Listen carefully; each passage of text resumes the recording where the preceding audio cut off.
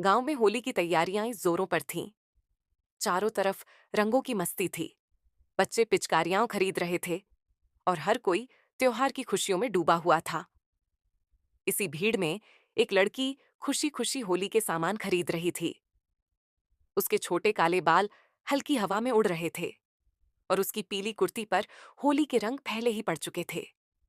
उसकी कलाई में बंधी चांदी की ब्रेसलेट चमक रही थी।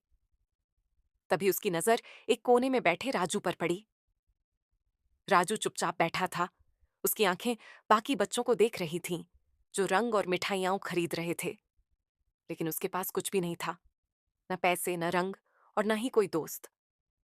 लड़की कुछ देर तक उसे देखती रही, फिर चुपचाप एक दुकान पर गई। उसने एक गुलाल का पैकेट और एक छोटी पिचकारी खरीदी और राजू के पास पहुंची। ये लो, अब तुम भी हमारे साथ होली खेल सकते हो, उसने मुस्कुराते हुए कहा।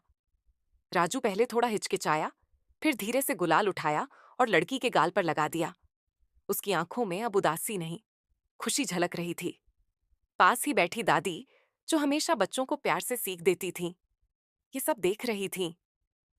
उन्होंने दोनों को पास बुलाया और कहा, बच्चों, होली सिर्फ बाहर के रंगों से नहीं, दिल के रंगों से भी खेली जाती है। जब हम किसी को अपनी खुशियों में शामिल करते हैं, तभी त्योहार का असली आनंद आता है। लड़की और राजू ने एक दूसरे की तरफ देखा और मुस्कुरा दिए। चलो, अब मिठाइयां खाते हैं, लड़की ने कहा। और दोनों हंसते हुए मिठाई की दुकान की ओर दौड़ पड़े। आज होली के रंगों में सच्ची खुशी घुल चुकी थी। इससे हमें यह शिक्षा मिलती है कि होली सिर्फ रंगों की नहीं, बल्कि दिलों को जोड़ने का त्योहार है।